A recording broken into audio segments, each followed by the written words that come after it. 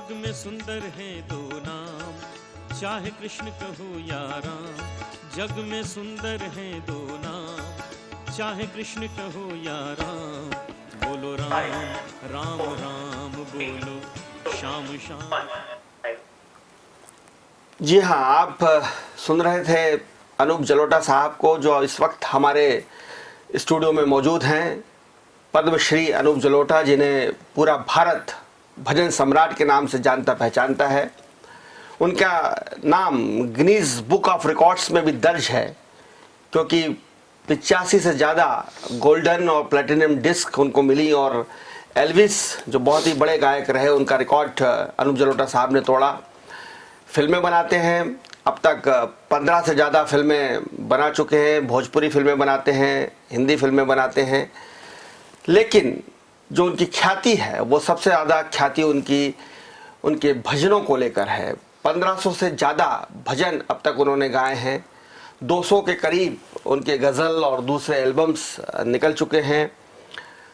तमाम खूबियाँ, तमाम विशेषताएं, और सबसे बड़ी बात कि उनके गले में जो सरस्वती का वास है, जो प्रभु का वास है, उसके चलते वे भारत के ही नहीं बल्कि एशिया महाद्वीप के सर्वश्रेष्ठ भजन गायक हैं। आपका बहुत स्वागत है।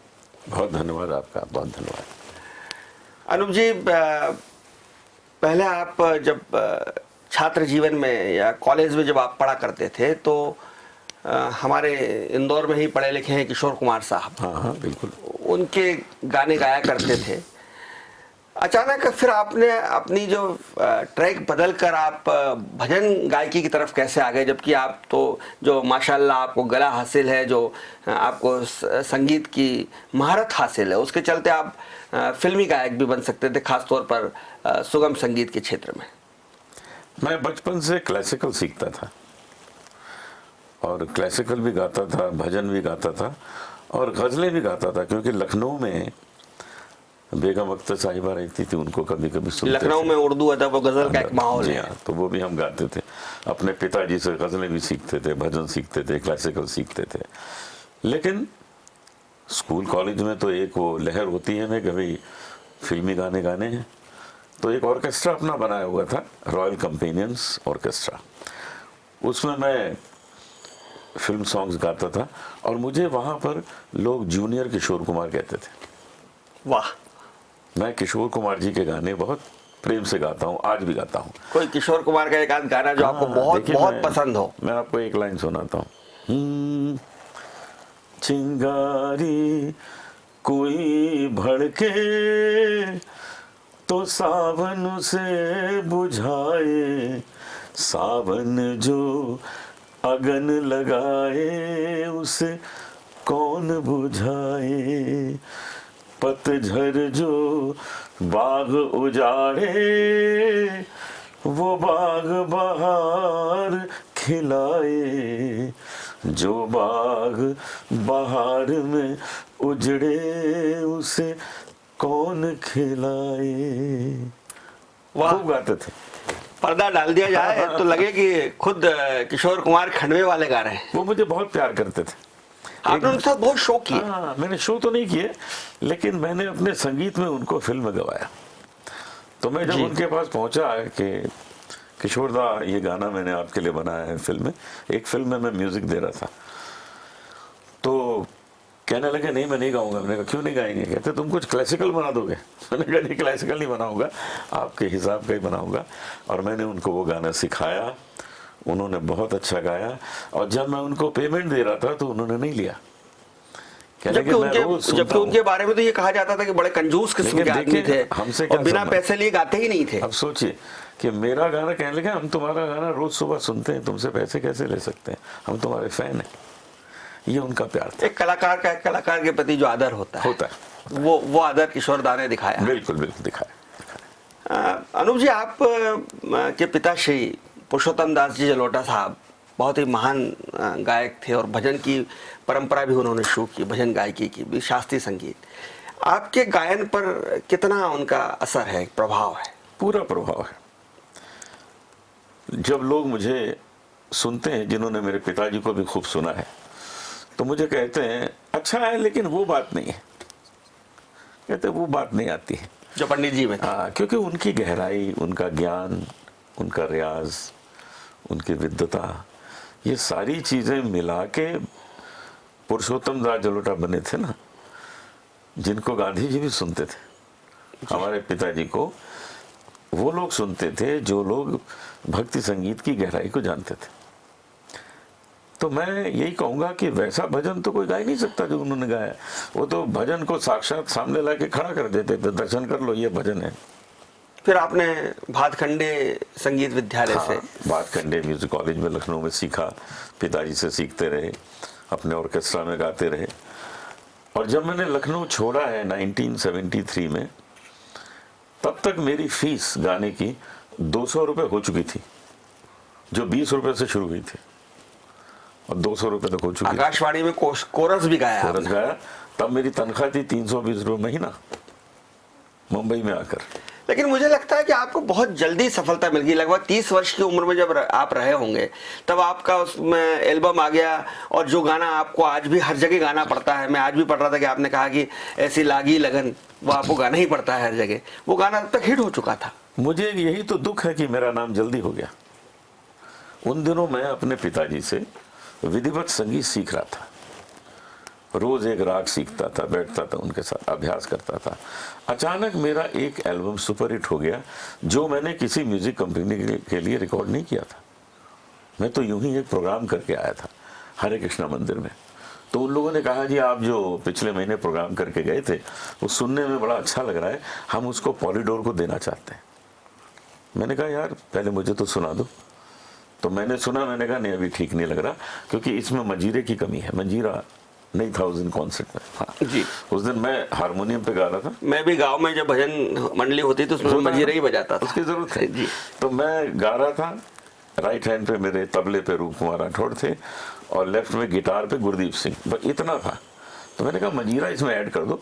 तो हमने इंद्रू आत्मा जी को बुलाया मंजीरा ऐड करने, चंद्रू आत्मा जी के छोटे भाई। जी जी जी, वो भी बड़े थे ना वहाँ। हाँ जी। तो उन्होंने वो मंजीरा डब किया। उसके बाद मैंने कहा ठीक है इसको रिलीज कर दो। वो रिलीज हो गया, बस दूसरे दिन से फिर मुसीबत हो गई।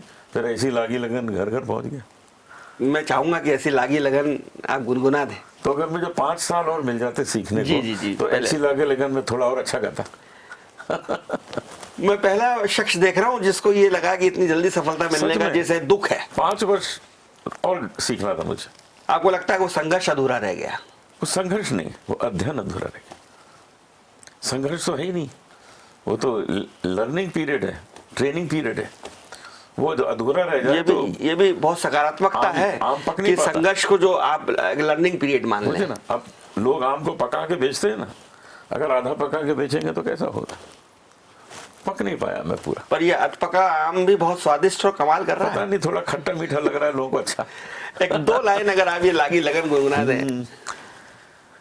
ऐसी लागी लगन मीरा हो गई मगन, वो तो गली गली गली गली हरि गुन गाने लगी, महलों में पली बन के जोगन चली, मीरा रानी दीवानी कहाने लगी, ऐसी लागी लगन मीरा हो गई मगन। और इसके बाद तो जो सफलता का सिलसिला शुरू हुआ, तो जैसा कि मैंने कहा कि 80 से ज़्यादा प्लेटिनम डिस्क, गोल्डन डिस्क और गिनीज बुक ऑफ रिकॉर्ड्स में आपको एल्विस को आपने से ज़्यादा गोल्डन डिस्क हासिल करके और रिकॉर्ड बनाया। देखिए वो सब सिलसिला तो आज तक चल रहा है। आज भी हम 2-4 गाने रोज रिकॉर्ड करते हैं। अब ये हो गया है कि वो एलपी नहीं आता, सीडी नहीं आती, कैसेट नहीं आता। मतलब आजकल फिजिकल म्यूजिक नहीं है जिसको आप हाथ में उठा के देख लें। आजकल म्यूजिक जो है वो डिजिटल है, आपके फ़ोन के अंदर पूरा म्यूजिक है दुनिया भर का, उसको सुन लीजिए। पहले मज़ा आता था, वो एलपी को हाथ में लिया, उसमें तस्वीर देख आपकी तस्वीर रहती थी, वो बातें खत्म हो गई। लेकिन म्यूजिक अब इतना ज़रूर हुआ है कि म्यूजिक अब इजी हो गया है घर घर पहुंचना। पहले इतना इजी नहीं था। पहले रिकॉर्ड प्लेयर भी चाहिए होता था, उसकी बाद में या टेप रिकॉर्डर चाहिए होता था जिसमें आप कैसेट फंसाएं। हाँ, निडल टूट गई, सीडी प्लेयर आ गए, वो हो गया। अब ये है कि कुछ नहीं चाहिए, एक दूसरे को ट्रांसफर भी हो जाता है। फोन ऑन किया, गाना इधर उधर भेज दिया, सुन लिया दुनिया। अब जैसे ऐसी लागी लगन है, ऐसी लागी लगन को पॉपुलर करने में केवल मेरा हाथ थोड़ी है। वो 1000 सिंगर और हैं जो मेरे फॉलोअर हैं, जो मेरे गाने को गाते हैं जगह जगह, उन्होंने भी तो पॉपुलर किया। तो मैं इसका मुकुट अपने सर पे नहीं पहनता, इन सबको एक एक मुकुट ये पहना। विनम्रता और बड़प्पन है आपका। जिन्होंने मेरा गाना गाया है, जिन्होंने जितने शिष्य हैं, फॉलोअर्स हैं, वो कहीं ना कहीं ऐसी लागे लगा गाते हैं। तो मुझे इस बात को लेकर हमेशा आश्चर्य होता है कि जब आपने फिल्में बनाई, और दर्शकों को बता दूं कि 15 से ज़्यादा आपने फिल्में बनाई हैं, भोजपुरी फिल्में आप अभी बना रहे हैं, मिथुन चक्रवर्ती और रोनित राय और दिव्या दत्ता और जैकी श्रॉफ, सब ने आपके साथ काम किया, सब आपकी फिल्मों के हीरो रहे। लेकिन जब फिल्मी में गाने गवाने की बात आती है तो आपने गुलाम अली साहब से गवाया, पंकज उधास से गवाया, खुद ने कम गाया और दूसरों से ज़्यादा गवाया, ऐसा क्यों? आपको क्या लगता था कि फिल्मी संगीत में आपको लगता है कि अपने ऊपर विश्वास नहीं था, ऐसा कुछ? मुझे ऐसा लगता है कि मैं अपनी फिल्म में खुद गाऊंगा, लोग कहें लीजिए खुद फिल्म बना रहे हैं तो खुद गा भी रहे हैं। मैंने कहा ये क्यों किसी की बात सुनूं, और अच्छे अच्छे सिंगर मौजूद हैं। गुलाम अली साहब ने गाया आपके लिए, साहब जगजीत सिंह जी ने गाया, पंकज उधास ने गाया, आशा भोसले जी, सब ने गाया, जितने सिंगर्स हैं, और सब ने बड़ी खुशी से गाया। सब मुझे ये कहते थे यार पैसे नहीं चाहिए, मैं कहता प्लीज थोड़ा तो पेमेंट ले लो। कोई पेमेंट लेने को तैयार नहीं होता था। हाँ वो है ना सर, वो जो नाई के बाल काटता है तो वो पैसे नहीं लेता है, डॉक्टर से इलाज के पैसे नहीं लेता है। लेकिन सर एक बात और भी मैं ये जानना चाहता हूँ कि आप तो फिल्म अभी भी बना रहे हैं, लेकिन मनोज कुमार साहब ने आपसे जो गाने गवाए, शिरडी के साईं बाबा ने, ये एलपी प्रसाद ने जो आपसे गाना गवाया एक दूजे के लिए में 16 बरस की, वो बड़ा सुंदर किस्सा है जी। हम गए थे लता जी से मिलने महबूब स्टूडियो। जी जी। लता जी से मुझे कुछ काम था, उन्होंने कहा था वहाँ आ जाना, वहाँ बात करेंगे। तो हमने उनसे बात की और मैं वापस जाने लगा तो लक्ष्मीकांत अल्लाह ने रोक लिया कि आप आए हैं तो चाय वाय पी के जाइएगा, ऐसे मत जाइएगा। तो हम बैठ गए, गाना 1 घंटे में ख़त्म हो गया, लता जी चली गई। फिर एलपी हमारे साथ बैठे, उन्होंने चाय वाय पिलाई, फिर मुझे कहने लगे आप आए हैं तो एक काम कर दीजिए। मैंने कहा क्या? कहते इसमें 2 लाइन गानी है, आप गा दीजिए। मैंने गा दी, तो 2 लाइन उन्होंने गा दीजिए, और उन्होंने उसका पेमेंट देने लगे। अरे मैंने कहा किसी दिन फिर बुलाइएगा, तो आएंगे विशेष तो ले लेंगे पेमेंट। मैं चाहूंगा कि वो 2 लाइन कैसे गाई आपने?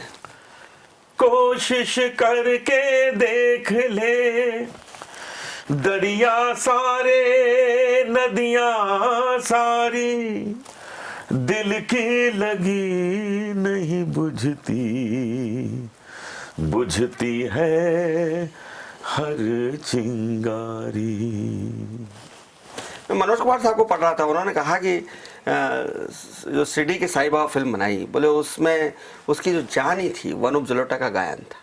हाँ वो मुझे बहुत पसंद करते और थे मेरा गाना। आप साईं बाबा बने एक फिल्म में। मैंने एक फिल्म अभी आई थी सत्य साईं बाबा, उसमें मैंने सत्य साईं बाबा का रोल किया, क्योंकि मैं सत्य साईं बाबा के काफ़ी नज़दीक था, उनको बहुत अच्छी तरह जानता था। पिछले 55 साल से मेरी उनकी मुलाकात थी। तो मुझे वो छोटे बाबा कहते थे, कुछ मेरे नैन नक्श भी उनसे मिलते हैं शक्ल। तो मुझे बाल आप रख लेते तो वैसे ही लगते हैं। तो वैसे ही बिल्कुल। मुझे बोलते थे छोटे बाबा कैसे हो? मैं कहता बाबा आप छोटे बाबा क्यों कह रहे हो? तो कहते थे एक दिन पता लगेगा तुमको क्यों कह रहा हूँ। और पता लग गया। उनकी पहली फिल्म में मैंने अभिनय किया। रिश्ते की बात आई तो आप बचपन में संघ की शाखाओं में भी जाया करते थे, स्वयंसेवक भी थे आप? नहीं, मैं रहता ही था संघ कार्यालय में। मैं जब 7 साल का था तब से मैं लखनऊ में संघ कार्यालय में रहता था। हमारे साथ नानाजी देशमुख रहते थे, वाह, अटल जी आके रहते थे। आपको बड़ा आश्चर्य होगा, मैंने दीनदयाल उपाध्याय जी को गाना सुनाया, जिसके भारतीय जनता पार्टी के शिखर पुरुष हैं, प्रेरणा पुरुष हैं उनके। और अटल जी, अडवाणी जी और हमारे चाचा जी, वो अटल जी और अडवाणी जी के साथी थे। वो 3 लोग थे, एक साथ काम करते थे, जिन्होंने संघ को बहुत मजबूत किया। फिर जनसंघ बनी। उनका नाम था अश्वनी कुमार। जी, वो पूरा नाम नहीं लिखते थे, उनका नाम था अश्वनी कुमार जलोटा। जी जी जी बिल्कुल। तो हम उनसे कहते थे आप नाम क्यों नहीं लिखते? कहते अगर मैं जलोटा लिखूंगा तो लोग कहेंगे भाषण के बाद एक भजन भी सुनाओ। तो कहते मैं जलोटा नहीं, पुरुषोत्तम दास जी की वजह से वो तो उन्होंने कभी जलोटा नहीं लिखा, लेकिन उन्होंने अटल जी और अडवाणी जी के साथ मिलकर पार्टी को बहुत मजबूत बनाया। तो कुछ अटल जी के साथ आपकी कुछ स्मृतियां हो? हाँ बहुत। कभी आपने उनकी कविताएं गाई? बहुत बार गाया उनको मैंने। सुनाया गा के, और मुझे कहने लगे कि मुझे नहीं लगता था कि मेरी कविताएं इतनी मधुर सुनने में लग सकती है। ऐसे बोलते उनका जो अंदाज था, बहुत अच्छे व्यक्ति थे और बड़े ही सही बोलते थे। उनकी हिंदी और साथ साथ सब्जेक्ट दोनों बहुत सुंदर था। वो तो हिंदुस्तान के सर्वश्रेष्ठ वक्ता है। बहुत बहुत अच्छे वक्ता, बहुत अच्छे। तो संघ से इतना नज़दीकी संबंध और संघ के कार्यालय में बचपन आपका गुजरना, तो कभी नरेंद्र मोदी जी से मुलाकात हुई और उनको आपने गा के सुनाया? मैं तो इनके लिए काम करता हूँ। मुझे उन्होंने प्रसार भारती का बोर्ड मेंबर बनाया हुआ था, मैं काम करता हूँ उनके लिए। जो जो काम मुझे देते हैं मैं करता हूँ। मोदी जी से मेरी बड़ी सुंदर मुलाकात है, अमित शाह जी से बहुत अच्छी है, लड्ढा जी से है, पीयूष गोयल हमारे पुराने मित्र हैं। तो ये सब तो हम लोगों के पुराने सुंदर रिश्ते हैं। क्योंकि अब उत्तराखंड में चुनाव होने वाले हैं, हाँ। आप भी वहीं के रहने वाले हैं, तो क्या अनूप जलोटा उत्तराखंड से चुनाव लड़ेंगे, लड़ सकते हैं? चुनाव में कभी नहीं लड़ूंगा, क्योंकि मेरी जो आवाज़ है मैंने हमेशा माँ सरस्वती के लिए ही इस्तेमाल की। मैंने भगवान के पूजन में, भगवान के गौरव में ही इस्तेमाल की है। मैं उसको उसी के लिए इस्तेमाल करूंगा, उसके लिए मैं वोट नहीं मांगूंगा, लेकिन देश की सेवा के लिए हमेशा इस्तेमाल आपको वोट मांगने की जरूरत पड़ेगी क्या? जाना पड़ेगा, वो जगह जगह सभाएं करनी पड़ती हैं, लेकिन देश मुझे जो भी काम दे देगा वो मैं करूंगा, और अभी तक दिए ही हैं काम, और मैं हमेशा करता हूं। मैं तो मोदी जी के लिए गया भी था वाराणसी, उनके कैंपेन में मैं और गडकरी जी दोनों गए थे।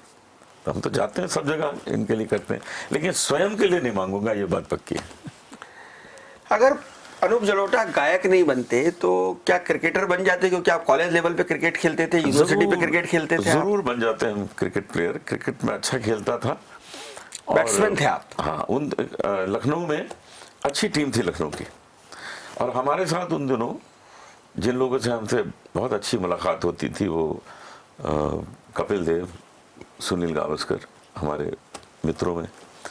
तो इन लोगों का जब मैंने खेल देखा था तो लगता था यार ये खेल बड़ा रॉयल है, बड़ा मज़ेदार खेल है, और उस खेल से मुझे धीरे धीरे मोहब्बत हुई, और मैंने उसके बाद दूसरा कोई खेल खेला नहीं, उसी में लगा रहा था। सचिन तेंदुलकर के भी आप फैन रहे? बहुत, सचिन बहुत अच्छे खिलाड़ी। लेकिन आपकी कई बार मैं आपकी लाइफ में एक कंट्रास्ट देखता हूँ। एक तरफ से भजन गायकी, एक सूफियाना अंदाज आपका, और दूसरी तरफ बिग बॉस, और बिग बॉस में फिर आपके एक प्रेम प्रसंग। उसको किस तरह से देखते हैं? ये बड़ा ज़रूरी होता है कि इंसान अपने मन की सारी इच्छाएं इसी जीवन में पूरी कर ले, नहीं तो कोई फ़ायदा नहीं।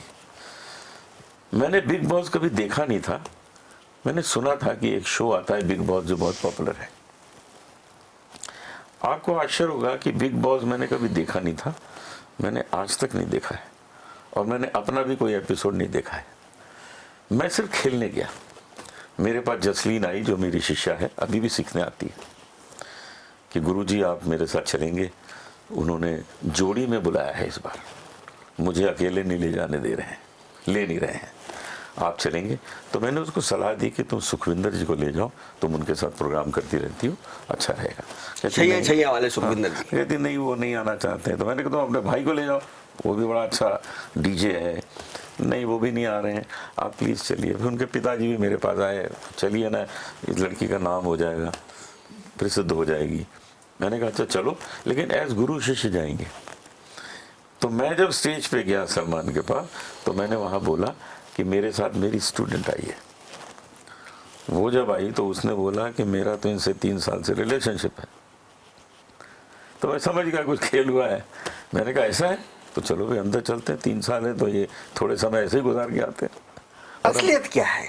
असलियत क्या है जसलीन और आपके रिश्ते की? जसलीन और हमारी रिश्ता ये है कि जब उसकी शादी होगी तो उसका कन्यादान मैं करूँगा, यही रिश्ता है। अखबारों में छपता है कि वो आपके साथ लिव इन में रहती है। मेरे घर 3 बार आई है अभी तक, आज तक। अब लिव इन में कैसे रह सकती है? 3 बार आई, दिन में 1-2 घंटे के लिए।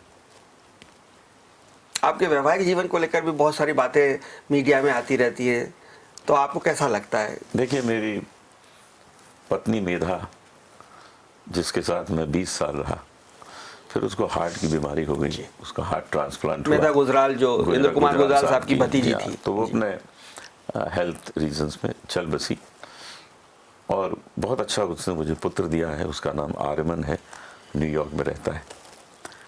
तो जीवन में अगर ऐसा हो कि पत्नी की मृत्यु हो जाए या किसी पत्नी से तलाक हो जाए, तो क्या दूसरी शादी करने का हक नहीं है? हाँ, एक टाइम पे अगर आप 3 पत्नियां रखते हो तो गलत है। वो तो भगवान राम ने नियम बना दिया था कि मेरी एक ही पत्नी है, और अब हिंदू धर्म में हमेशा एक ही पत्नी हुआ करेगी। बिल्कुल ठीक। तो हम तो उसी को निभा रहे हैं, हमारी एक ही पत्नी है, आज तो एक भी नहीं है। आर्यमन भी गाते हैं? आर्यमन को शौक है गाने का, लेकिन उसमें इतना टैलेंट नहीं है कि मैं उसे इस क्षेत्र में ला पाता। थोड़ा टैलेंट है, और आजकल थोड़े से चलता नहीं। तो क्या वो क्रिकेट के शौकीन है? क्रिकेट का बहुत शौकीन है, बहुत अच्छा खेलता है, थोड़ा जैज ड्रम बजाता है, लेकिन वो बड़ा तो संगीत तो रगों में है ना, दादाजी संगीतकार, पिताजी संगीतकार, संगीत तो खून में है। कब फूट पड़े पता नहीं है, लेकिन वो पढ़ाई लिखाई में बहुत अच्छा था, हमेशा टॉप करता था अपने स्कूल में। तो प्रिंसटन यूनिवर्सिटी में उसको जगह मिली अमेरिका में, और फिर गोल्डमैन सैच। कहते हैं आपका पढ़ाई लिखाई में कम दिल लगता था? मैं लगाता नहीं था दिल, मैं अच्छा स्टूडेंट था, लेकिन दिल लगाने से लगता है ना। अब मैं जैसे एग्जाम देने जाता था हाई स्कूल इंटरमीडिएट, तो 1 घंटा बैठता था, 3 घंटे का पेपर होता है, 1 घंटे में लिख के बाहर आ जाता था। तो मुझे बाहर पकड़ लेते थे, तो भाग क्यों आए?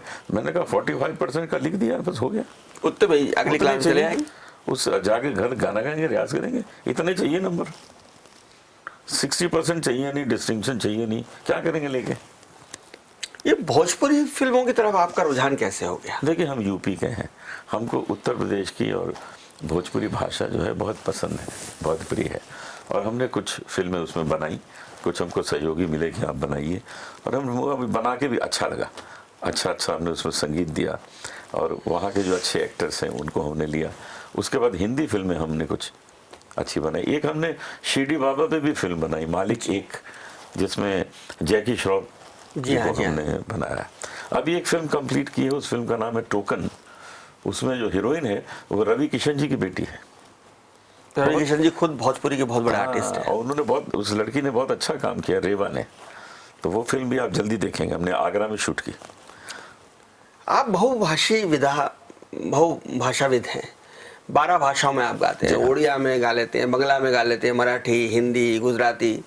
मतलब मुझे आश्चर्य तब हुआ जब आपने मलयालम में गजल गा दी। जी हाँ। देखिए, किसी भाषा में भी कैसे सीखा हो आपने? मलयालम तो वो जलेबी जैसे अक्षर, उसको पढ़ना लिखना बहुत ही चाइनीज में भी गा सकते हैं। अभी हमने एक इंग्लिश में गाना रिकॉर्ड किया है, लव ग्रोज, वो भी आप बहुत जल्दी देखेंगे, उसका वीडियो भी तैयार हो गया। मैं तो मलयालम के 2 शब्द आपसे सुनना चाहूंगा। बिल्कुल नहीं, आधा भी नहीं गा सकता हूँ, 2 तो बहुत हो गए।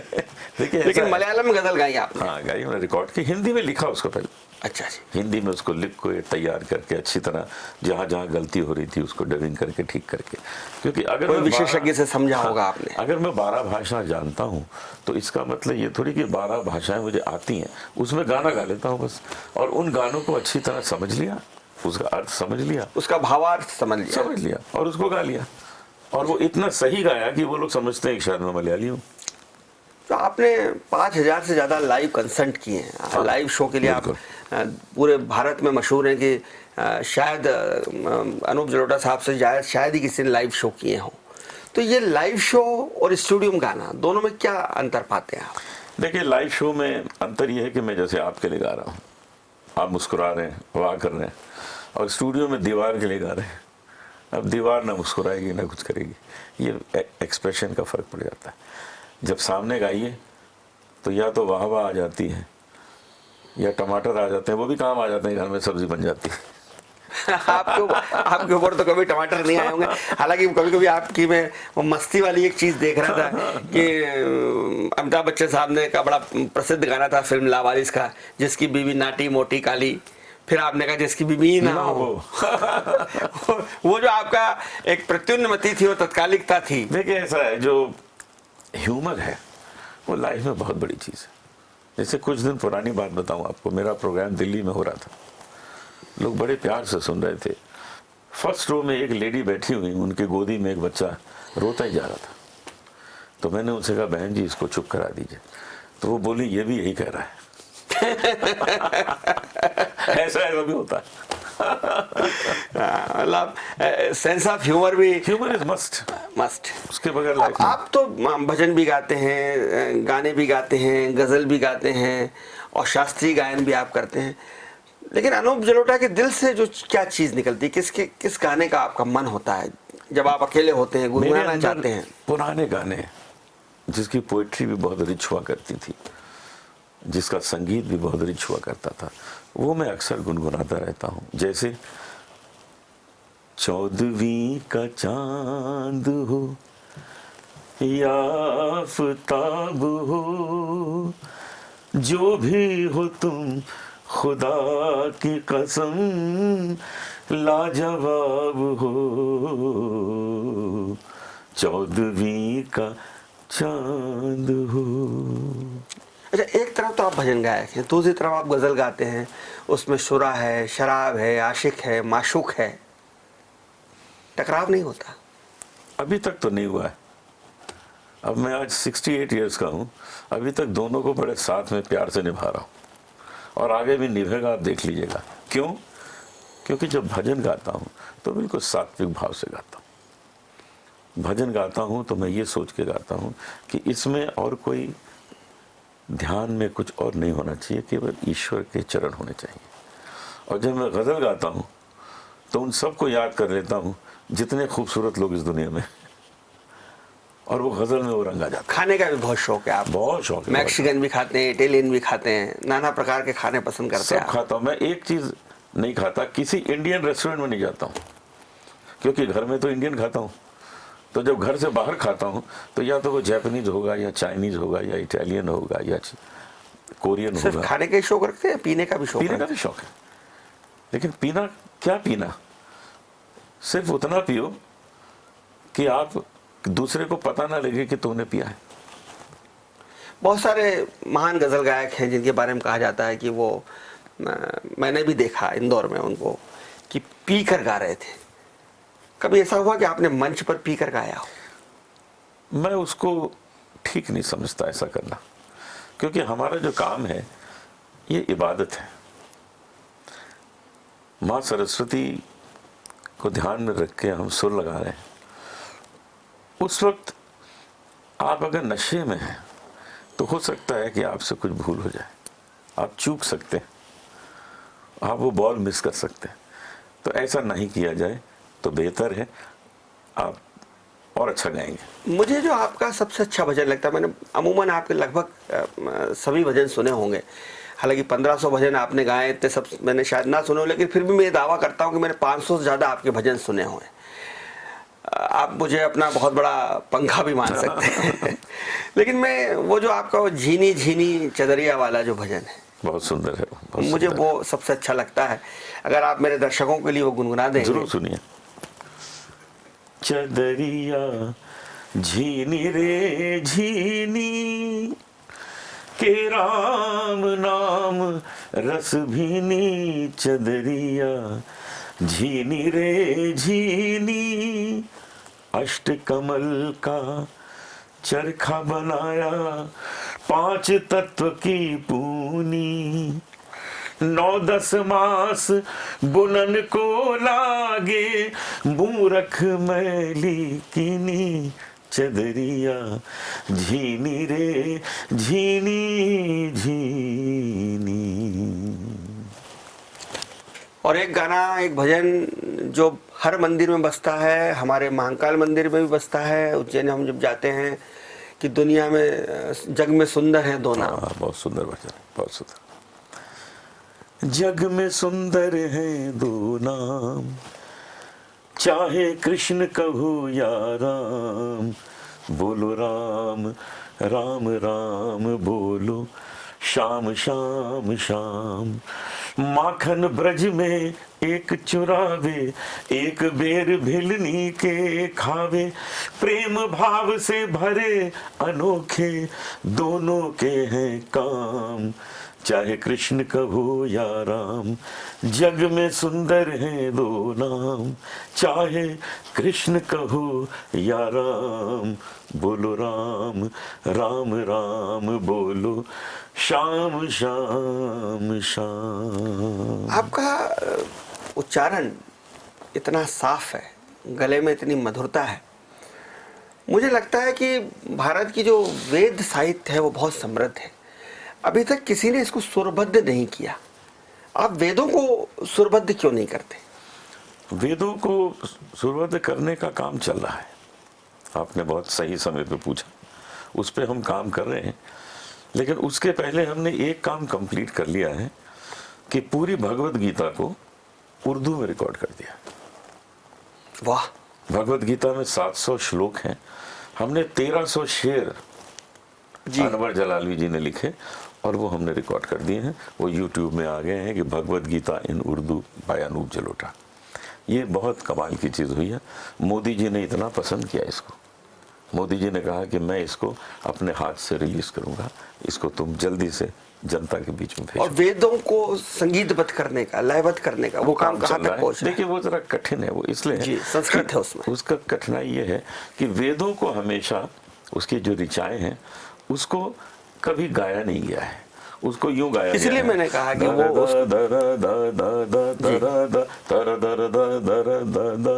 ऐसे गाया गया है। अब उसको सही तरीके से संगीत में लाना है तो उसमें थोड़ा समय लगेगा, थोड़ी रिसर्च बाकी है। लेकिन निश्चित रूप से ये काम जो होगा वो भारतीय ऋषि परंपरा के लिए मैं करूंगा, बिल्कुल बहुत बड़ा काम, बिल्कुल करूंगा, बिल्कुल करूंगा। सामवेद बहुत मधुर है, जरूर करेंगे उसको। बहुत धन्यवाद अनूप जलोटा साहब। डिजाइनर न्यूज़ के दर्शकों से बात करने के लिए। आप देख रहे थे अनूप जलोटा साहब को, उन्होंने बहुत स्पष्टवादिता के साथ अपने जीवन की बहुत सारे राग, बहुत सारे पन्ने खोले हैं और लोगों को समझना चाहिए कि जिस तरह की बातें हो रही हैं वैसा है नहीं। अनूप जलोटा साहब कह रहे थे कि जसलीन का मैं जिस दिन विवाह होगा उसका कन्यादान मैं करूँगा, और वो कोई भी पर्दा नहीं करते, चाहे सुर की बात हो चाहे सुरा की बात हो, दिल से बोलते हैं, खुलकर बोलते हैं। और जिस दिन भारतीय वेद परंपरा, वेद साहित्य संगीतबद्ध हो जाएगा, लयबद्ध हो जाएगा, अनूप जलोटा आज भी अमर हैं, कल भी अमर हैं, लेकिन जिस दिन ये काम हो जाएगा उस दिन अमर अनूप जलोटा काल जयी हो जाएंगे, इसमें कोई शक नहीं है। देखते रहिए डिजाइनर न्यूज़। खबरों का सिलसिला कैसा लगातार जारी है, जारी रहेगा। नमस्कार।